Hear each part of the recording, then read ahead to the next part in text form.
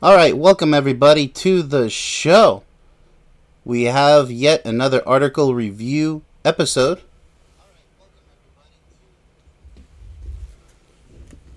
And it's going to be a blast as always. We got to catch up with these article episodes because we're only on episode 3.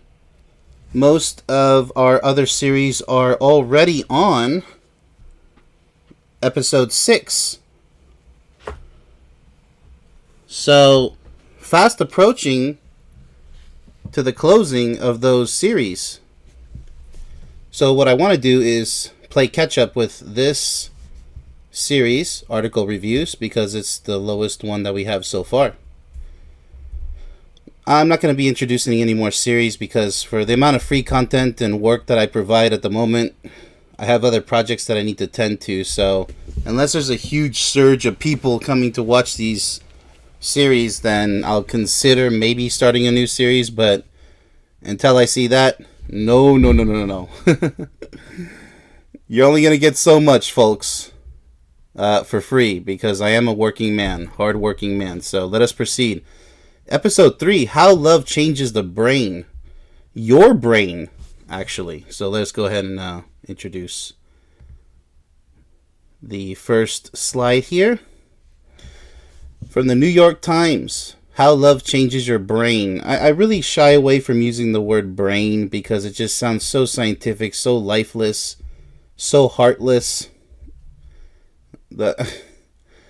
Even when I say the word heart, I don't mean the actual human heart as an organ. Science is so disconnected from reality, it's just at many times pathetic.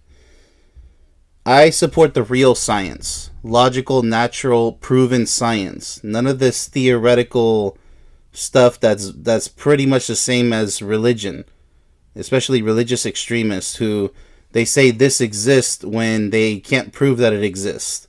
Love, for example, is proven to exist. You can't touch it, but you can feel it, right? We all agree that there's some type of higher power that exists. Otherwise, how can everything, have been created? But to claim that, it's this that created everything, that's extremely ignorant and illogical, unintelligent, and that's where I draw the line. Science does this all the time. Okay, we're going to get into it. How Love Changes Your Brain. In her new book, Stephanie, Cacioppo, it's an Italian name, a neuroscientist. Wow, okay. Let's expect a lot of intelligence here, hopefully. Delves into romance, loss, and human connection as she writes of her love story with her husband. Okay. And I didn't even take a look at this, so, it's going to be just as surprising. Now, I took this from just a basic Google search, just so we can get in, a little bit more perspective as far as a scientific adaptation or desperate explanation of love from the scientific department, which many times is really sad. Love affects the brain by triggering the release of various chemicals that influence our emotions and behaviors. Oh my goodness gracious. This is what I'm talking about, people. Chemicals that influence our... No, you just have emotions. And you have a way of behaving based on those emotions. Energy in motion. Okay, so thank you, science, for developing the word emotion, but chemicals, lay off the sauce. Okay, can you see these chemicals with your own eyes? How do you know? I mean, basic observation through a microscopic lens, get real. And, that's where science lies on so many things. I'm not even going to get into the... Imagine that. It's actually illegal to condemn certain things that supposed science teaches us. Why do you condemn it? Have something to hide? Otherwise, we should be free to say whatever we want to say. Why so protective, science?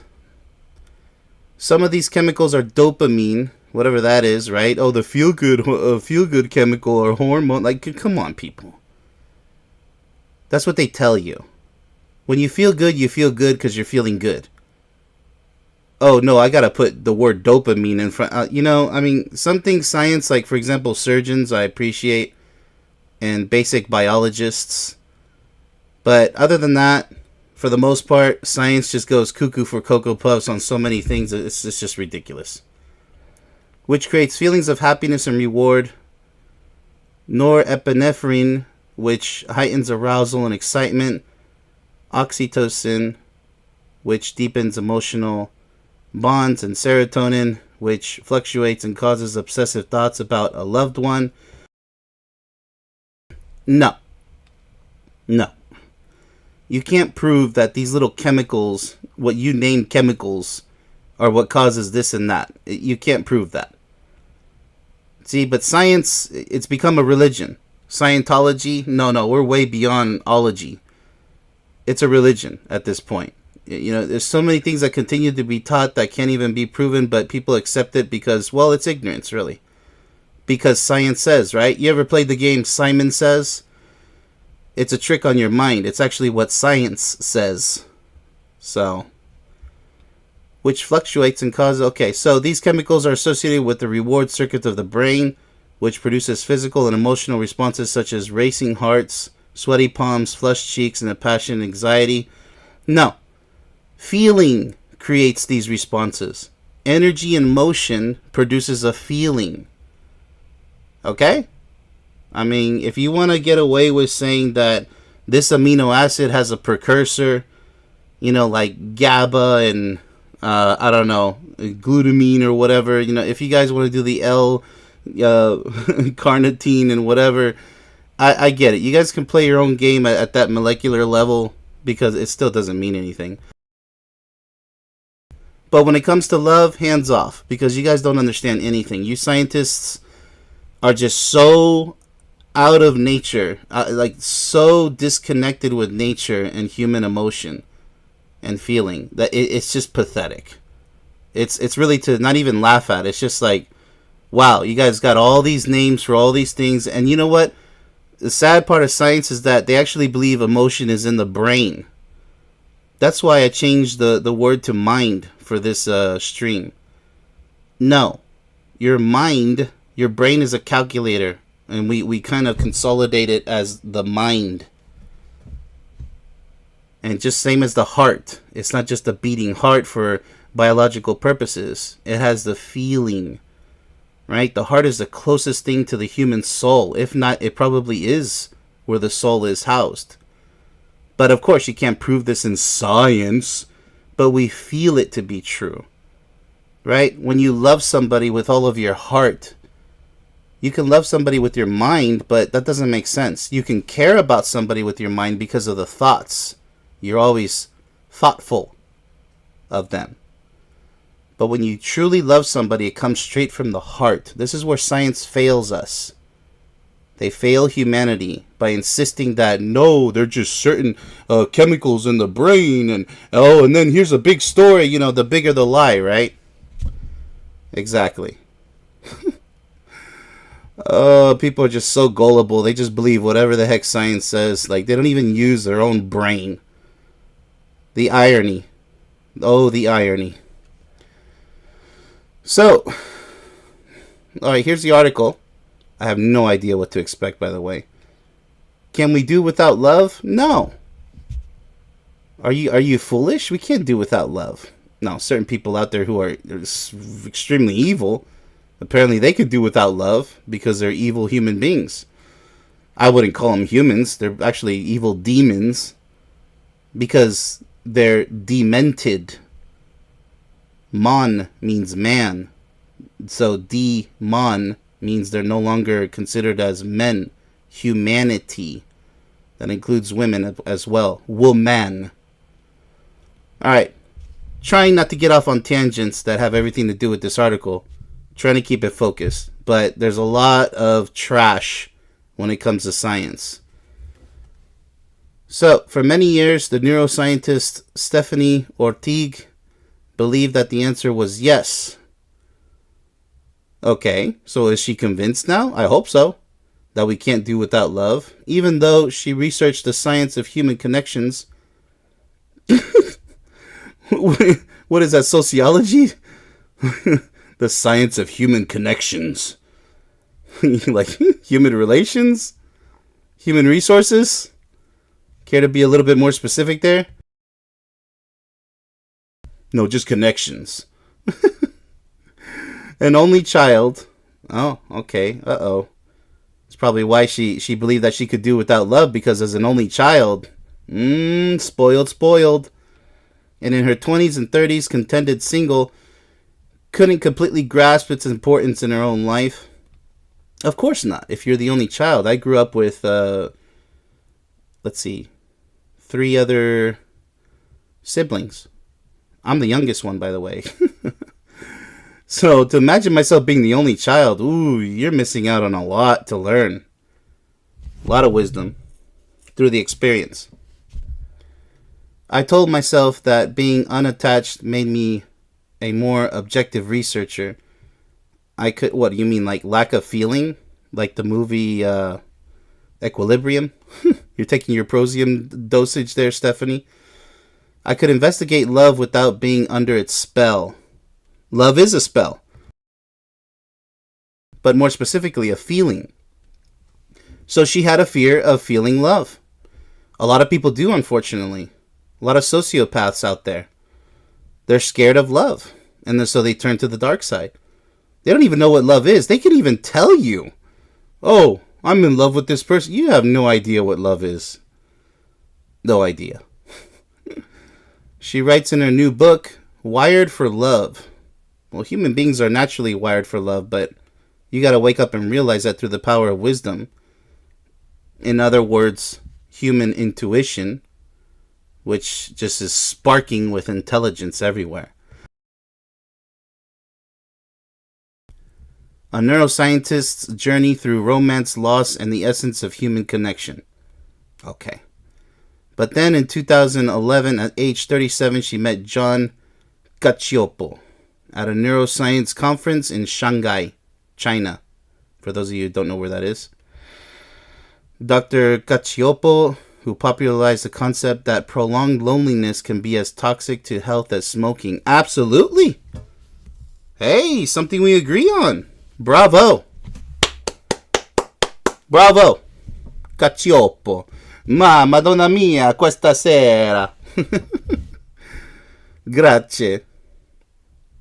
So it intrigued her. The two scientists fell hard for each other. They fell hard. Okay, they fell hard. Guys, don't make any jokes, okay? That's what she said. And married. Congratulations. She took his last name, and they soon became colleagues at the University of Chicago's Pritzker School of Medicine, where she now directs the Brain Dynamics Laboratory, forming a team at home and in the lab. Alright, so where's this stuff going? Let us proceed. Wired for Love is the neurobiological story of how love rewires the brain. I mean, it rewires the soul. The spirit is the emotions. Of course, the mind, the human mind. You don't think the same anymore. You all you do is you think about your partner and protect your partner. Everything's based around your partner. Yeah. If you want to call that wired. It's also a personal love story, one that took a sad turn when John died of cancer.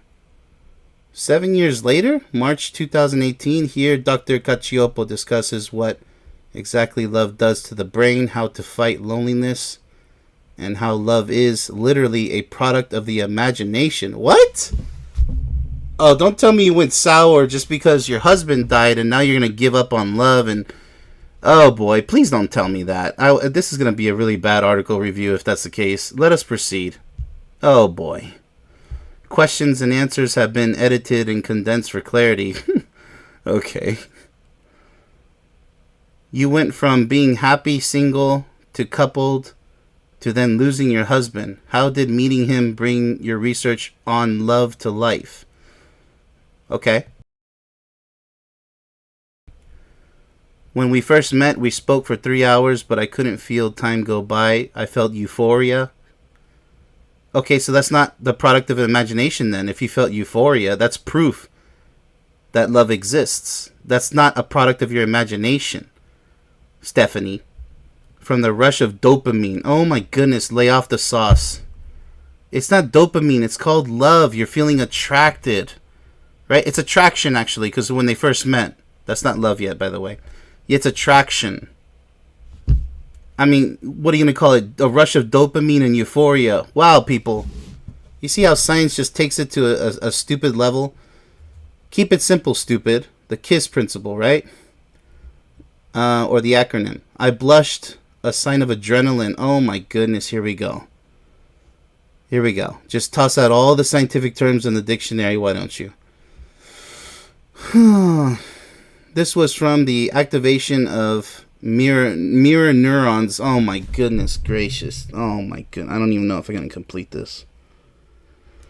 Oh my goodness. Give me the strength. Cringe. A network of brain cells that are activated when you move or feel something. Oh my goodness, man. And when you see another person moving, this is so useless. When you have a strong connection with someone, okay, the mirror neuron system is boosted. What the heck is the mirror neuron system? You see, I can make up so much garbage and call it science, and all you guys would just believe it if I was a scientist. That's it. Go get the credentials, toss it all out, and y'all would just believe it because I'm a scientist. That's how gullible humanity is. Not you, the viewer, hopefully, if the shoe fits, right? That's the sad state of the world that we're living in. And that's how the world order, by the way, got away with 2 years in a row of garbage that happened recently. They literally announced on the news, welcome to the New World Order, and people were just sleeping, snoring through the whole thing. It had nothing to do with quote-unquote science. It was a lie. But people still refuse to believe it because they're sheeple. Gullible, dumbed down, stupefied, clueless, ignorant sheeple. And this is an example right here. Oh, the mirror neuron system. Are you kidding me? Would you have been saying this hundreds and hundreds of years ago? No. So why complicate things? And this is exactly why there are a lot of single scientists out there. They're so detached from human nature. They can't just feel, do the animals memorize this garbage? No.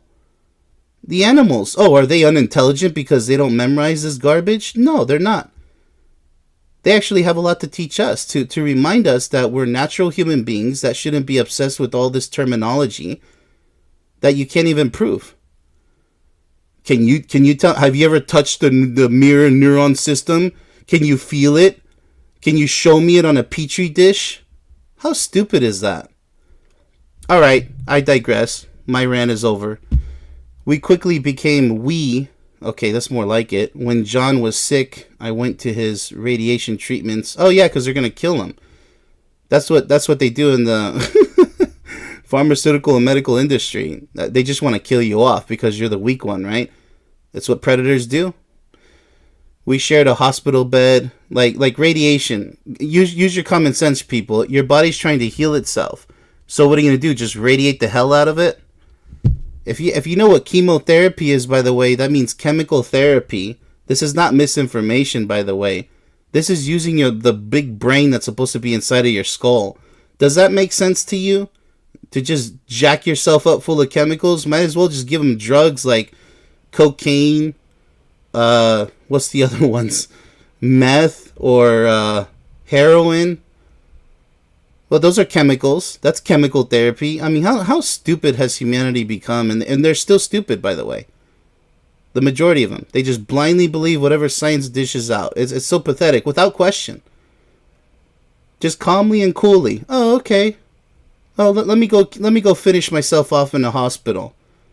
Stupid. And the smart ones, they say, no, take me back home. I want to die at home. And they actually end up surviving for many years to come because the cancer cures itself. If you just leave it alone, and by the way, I'm not a doctor prescribing anything. I'm just simply saying, use your brains. The irony of this article review, oh my goodness. We were always together. It's all propaganda. If you can't see it, if you can't touch it, right? I mean, you have a stomach, for example. You can feel it digesting food. There's something there. We call it a stomach. You have intestines because you can feel that moving around too. A heart, a lungs, We can feel it go up and down, inflate with air and deflate. Stuff that makes sense. But when you start spitting this nonsense out, that's when you become stupefied. When you choose to believe in it like a good little sheeple. Let us proceed.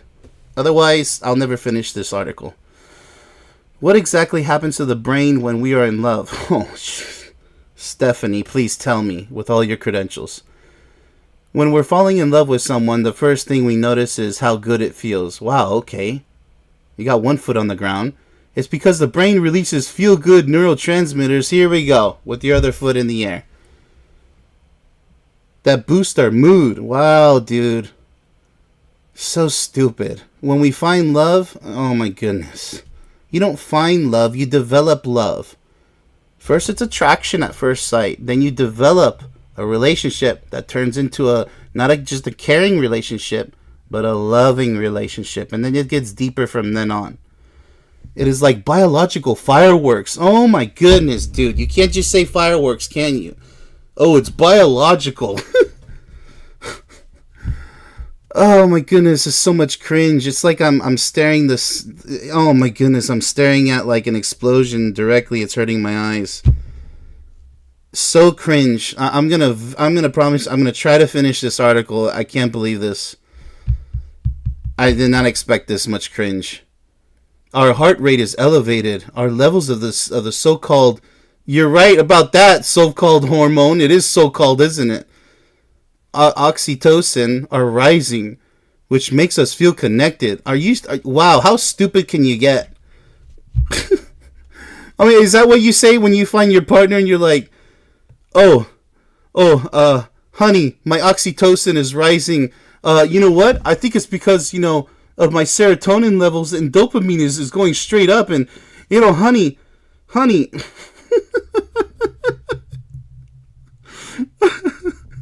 Oh my goodness, how anti-human can you be? How stupid can one be? Our levels of the hormone and neurotransmitter norepinephrine are spiking. This sounds like the X-Files series. Mulder, blah, blah, blah, blah, blah, blah. Yeah, but Scully, blah, blah, blah, blah, blah, blah. Just a bunch of jargon. Nobody talks like that.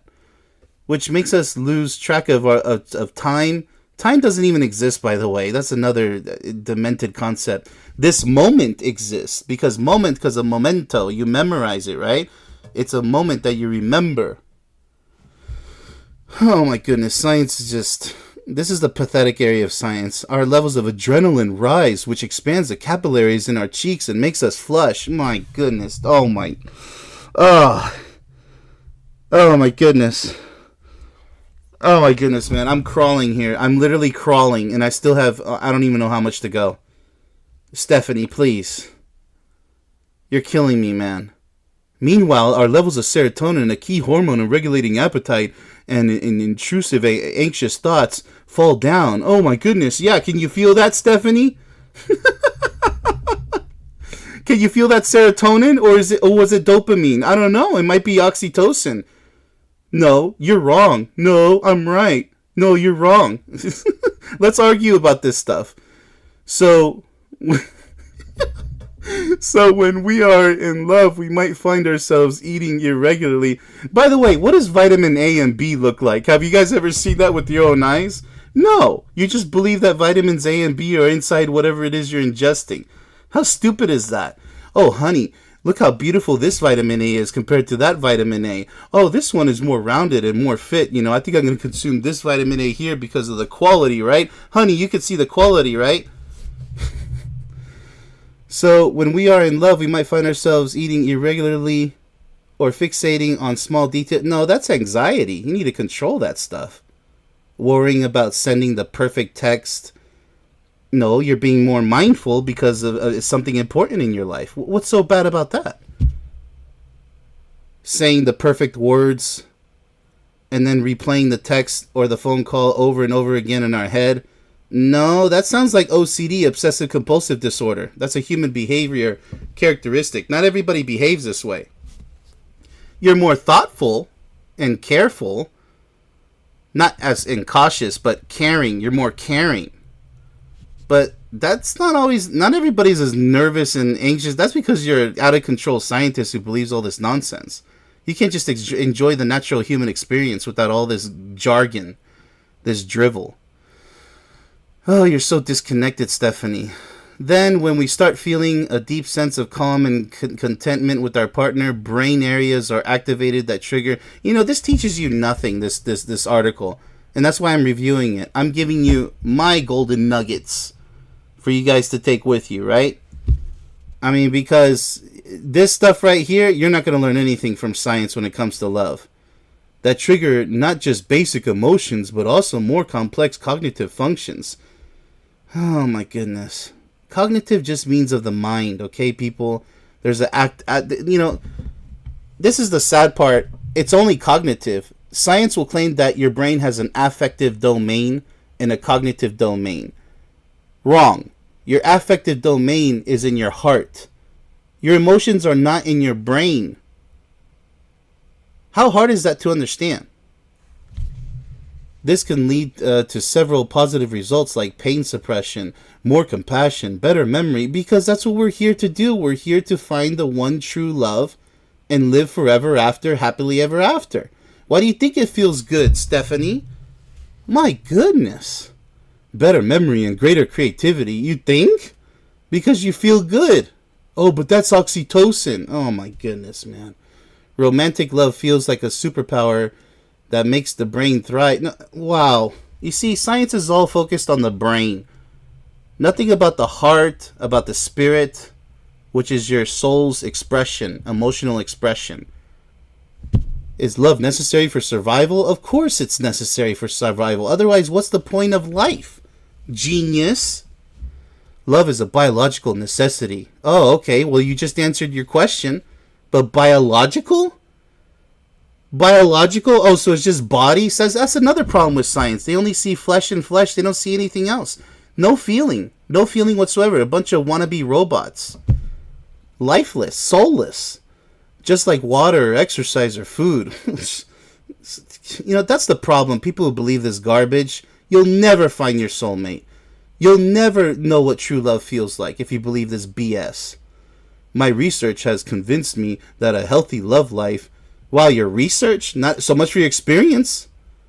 That didn't teach you anything? That didn't convince you of anything? No, because you're so stuck with your scientific terminology, you're not learning anything from your experiences.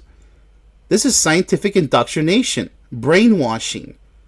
There's political indoctrination, scientific indoctrination, historical indoctrination. How do you know dinosaurs existed? Were you there? Oh, no, I'm just going to believe it because, they say it. They say, and now they're birds, and, wow, man, so stupid. I mean, gullible sheeple believing whatever comes out of those books. They'll lie to you in books, on TV screens, through your gadgets, your smart tech gadgets like your smartphone. They'll lie to you by mouth, through speeches. All these lies that people just blindly accept as truth just because, it's a scientist. Idiots. Which could include your beloved partner, your closest circle of friends, your family, and even your favorite sports team, is as essential to a person's well-being as a good diet. Oh my goodness, man. They're just dumbing down the power of love right here. Oh, it's just a biological necessity. Oh, man. So stupid. Sorry, people. Love, in the holistic, expansive way. So immature. So ignorant. I am now conceiving of the term, who speaks like this, is the opposite of loneliness. Okay. I mean, it's much more than that. When we look at the absence of positive and healthy relationships, we see a cascade of physical and mental disadvantages, from depression to high blood pressure to diabetes to sleep fragmentation. Why do you think? Why do you think? Sleep fragmentation? Or do you mean like insomnia? Are you serious? Wow, Stephanie. We would not get along if we had a conversation together. She's completely brainwashed. I mean, I feel sorry about your husband, but Would have been nice to talk to him first, but maybe he was scientifically brainwashed too. Who knows? But rest in peace, right? Let us proceed. If we can please finish this article, my goodness. If you don't feel that you have a meaningful relationship, it's as if you are socially thirsty. Socially, I mean, we're social creatures. Just like animals, they're social too. That's why birds chirp and wolves howl and dogs bark and cats meow. And you want me to do the old McDonald's song for you, Stephanie? I mean, seriously. And your brain sends a signal to tell you, oh man, you're not learning anything from this article, that you need to help your social body. Oh my, your social body? Oh my goodness, so much cringe. So much cringe, people. Your social body. Where's the feeling? You haven't even mentioned feel, like, I don't feel that you have a meaningful... I mean, that's it. I mean, I'm talking about feeling, human emotion producing natural proven feelings. You're so out of tune, Stephanie. Some of the same alarms activated when people are thirsty. Wow, using the word thirsty again, man. Jeez. Are activated when people feel socially disconnected from others. The key is not to suppress these feelings. Yeah, I'm surprised you even use the word feelings now. They are meant to help us survive. Wow. All about survival. Not even about it, just enjoying life. Meaning and purpose. Nothing philosophical here. Nothing heartfelt. Just complete soulless article. We are meant to do something about it. But isn't there still a stigma in admitting that we're lonely? No one feels guilty when they are thirsty, right? So why do you insist on saying thirsty? It's so confusing right now. So out of touch. So no one should feel guilty when they are lonely.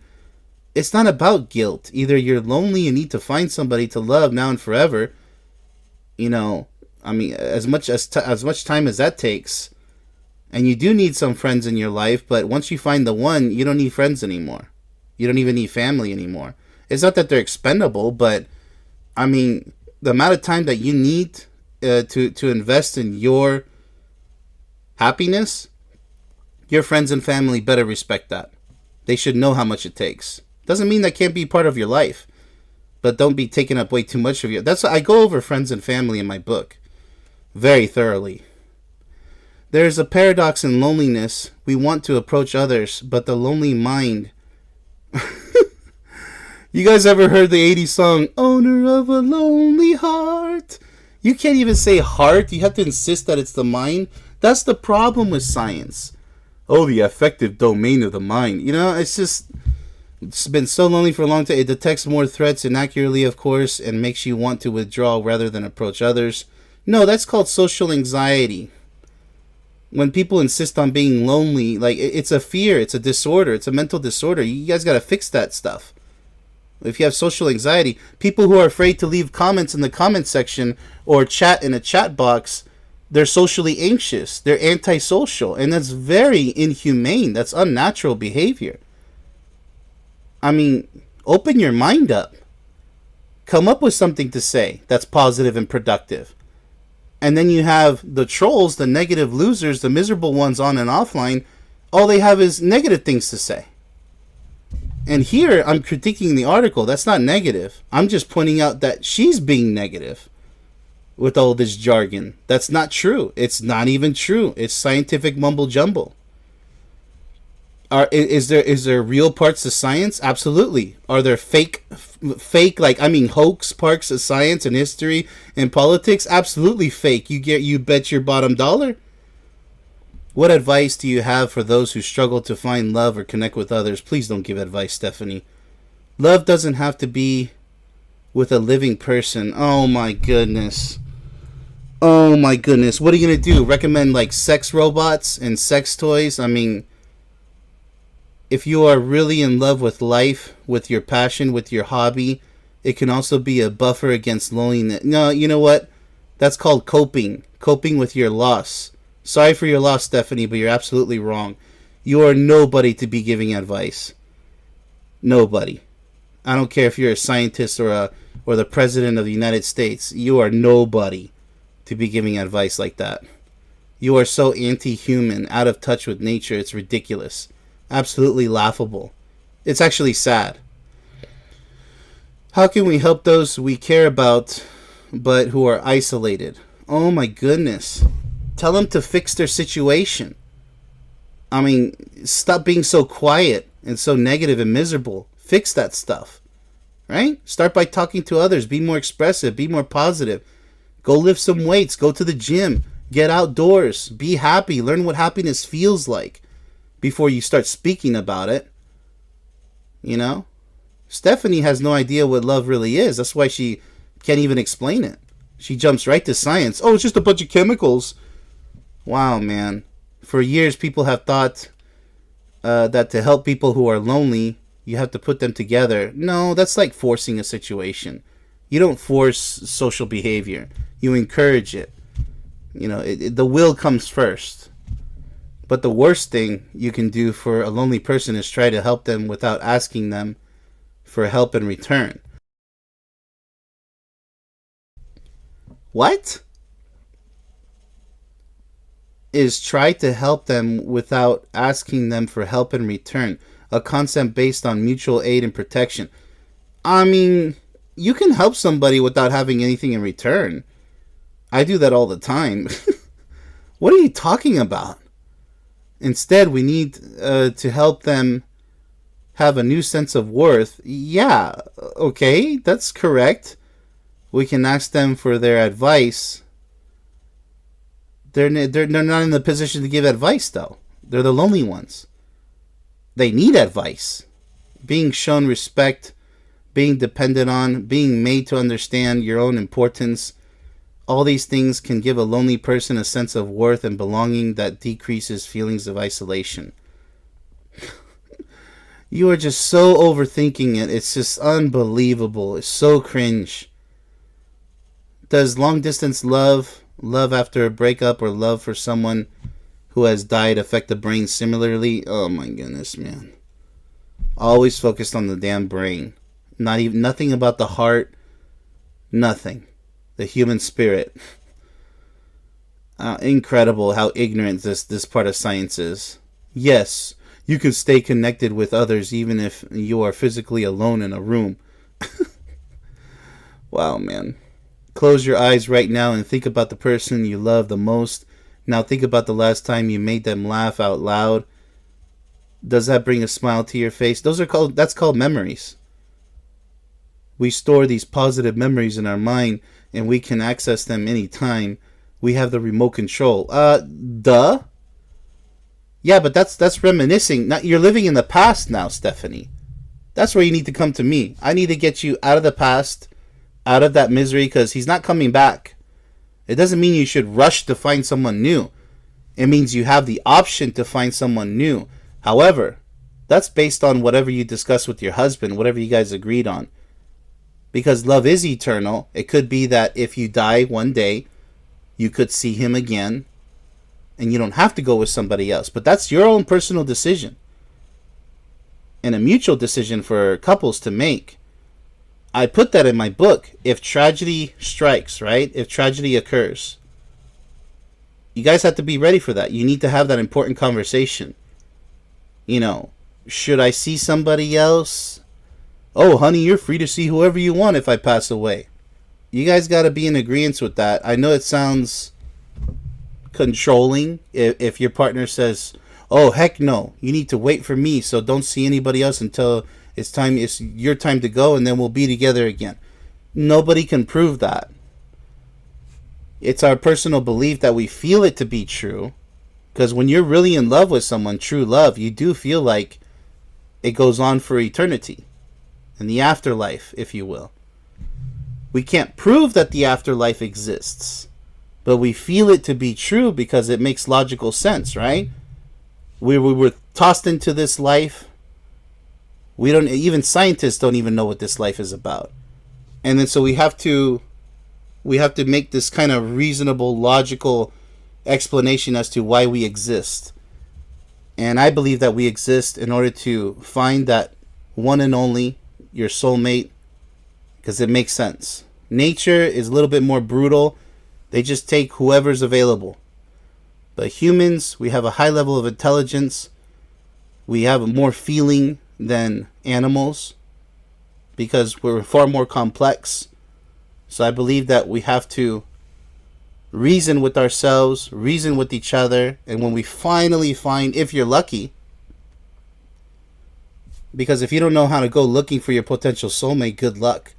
That's why I wrote my book. That's why I made a movie to guide you. But if you don't follow guidance and you just live an ignorant life without knowing where you're going, no type of moral compass, you're never going to be happy. You'll never be happy. And then you're going to be all disgruntled and grumpy, and you're going to say love doesn't exist because you're ignorant. You haven't found it. That's why. You haven't developed it with someone. So, ignorance is a choice. Let us proceed. All right. So that's the end of the article. Good grief. Worst article ever. I don't know. Maybe in my whole life, the worst article I've ever read. Maybe. I don't know. Definitely top 10 or top 3 or whatever. So, here's what I'm going to conclude. Sadly, love is not for everyone. Some people are far too evil in this world. They can't be saved by the power of love. Even if they were fortunate to have somebody who loves them, they don't know how to feel love in return. So that means a failed relationship. Many people will simply be lost forever in darkness. They'll never change. That's just reality, people. That's the reality, unfortunately. Evil does exist. Love exists. But evil people, a lot of them, unfortunately, they'll never know what love is. Because they insist on being stupid, ignorant. It's not an insult, it's the truth. They don't want to learn from others. They don't want to experience what life has to really offer them. They're non-believers in love. And we don't need those types of people. It's total waste of life, but they have the right to still live, even though they're evil. Go figure. So I don't agree with everything science says. For instance, these stars right here. I completely refuse 100%. They're not burning balls of gas. How stupid can science be? Not one scientist has ever touched a star. Let me repeat that. Not one scientist, or anyone else for that matter, including myself, has never, ever touched a star. So how dare you say that it's just a burning ball of gas and that galaxies and universes and space? Have you been to space? I haven't. We've been in airplanes, so we know that the air exists. But have you been to space? Oh, those guys on TV did. How stupid can you be? But there's a lot of stupid people in the world. It's not an insult. It's the truth. They've been stupefied. Their intelligence has been drastically dragged down. And they don't even think logically anymore. If I met you, and you were the only person that I've ever met, and we both looked at the sky, you would never believe in the existence of space or gods. None of that. None of that garbage. You would simply say, what a beautiful sight. I wonder what those things are in the sky. Hey, let's call them stars. Oh, okay. That sounds cool. But why stars? Go look up the etymology of stars, by the way. Or in your own language, because not everybody speaks English. Imagine that. And just use your logical reasoning. Call it whatever you want, but you don't understand what those things are in the sky. You don't know what it is. Don't give me that science nonsense. Because that's fear of the unknown. That's why they give you these stupid explanations. Because then you can say, oh, we know what those things are because science told us. Next. Instead of respecting the unknown as a natural human being. Instead of claiming to know what stars are. Anyways, I'm just sharing with you a future book that I'm going to be writing based on my truths that I've come to discover about this life. So get ready for that. And if you haven't read my book, Perfect Soulmates, you're far behind. Because that's going to come probably next year. Definitely within the next 2 years. Look forward to that because it's a lot of work. But a fitness book also coming out soon. Hopefully very soon. And other than that, let's get back to it. That's all I got for you guys. Let me go ahead and check the chat. See if there's any sign of intelligence out there. Oh my goodness. Yes, smoking is toxic, C4. That's the first thing that I got. Alright. Yeah, smoking. Okay, so C4 asks the question, is smoking toxic? Absolutely. Whether it be cigars, marijuana, because you're forcing that into your lungs. That's why you cough, right? Your body's rejecting it. Oh, you'll get over the cough. Yeah, because it's just like alcohol. You consume enough alcohol. Oh, you'll get over the vomiting and the hangovers, and your body's telling you that it's toxic. Stop doing this to me. Right? But people will be people, right? So what can you do?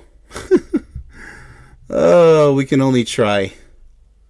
So that's all I got for you guys. Hope you guys enjoyed this episode of Article Reviews episode 3. Much love to everybody. Get ready for the week, baby.